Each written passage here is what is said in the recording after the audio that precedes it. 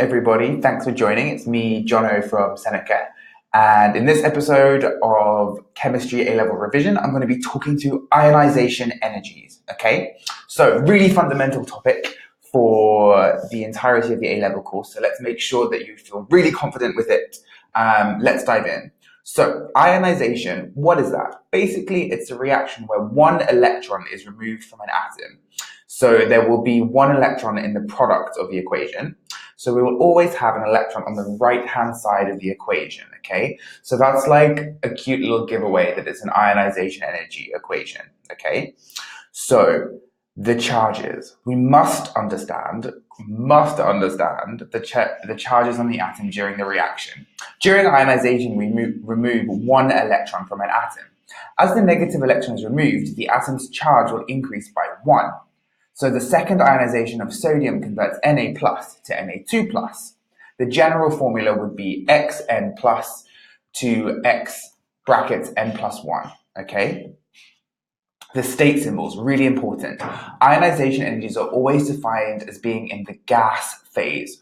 So atomic species of any charge on either side of the equation will have the same state symbol, gas, brackets G.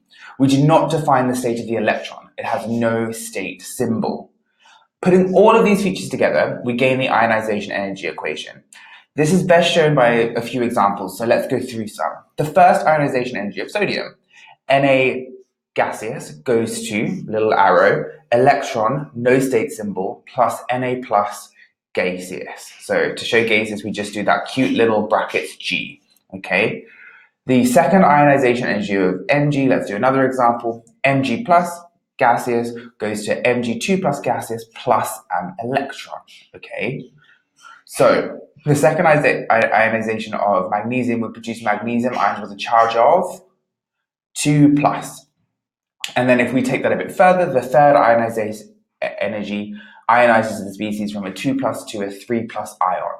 So the letter before, the word before the ionization energy tells you the charge of the final ion. So third ionization energy produces a 3 plus ion. Let's go through some key definitions. These can come up in your exams as 1 or 2 mark questions, so make sure you learn them. First, ionization energy, that is the energy required to remove an electron from every atom in a mole of atomic gas to produce a mole of unipositive gaseous ions. Similarly, the second ionization energy is the energy required to remove an electron from every ion in a mole of unipositive gaseous ions to produce a mole of dipositive gaseous ions. Can you see where we're going with this? What do you think the definition of a third ionization energy is?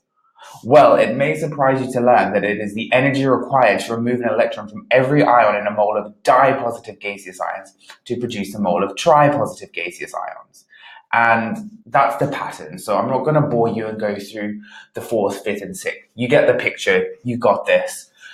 But we can do an overall equation. So overall, we can form the equation here for the nth ionization. And that's X, n minus 1 plus gaseous goes to electron, X, n plus gaseous. Remember, the value for n, for the nth ionization, is the value of the charge ion in the products. So, like we said before, 5th ionization energy produces a 5 plus ion. Right. The second ionization energy, do you remember the definition for that? Is the energy required to remove an electron from every ion in a mole of unipositive gaseous ions to produce a mole of dipositive gaseous ions, okay? Remember that state. It's got to be gaseous. And remember those definitions. They come up a lot. And when things get tough, always rely on that general equation. X n minus 1 plus gaseous goes to electron plus X n plus gaseous. So that brings us to the end of this revision episode on ionization energy. Make sure you read through the module online, click through it, and get up to speed because it's a really important topic. Thanks for joining, and I'll catch you in the next episode.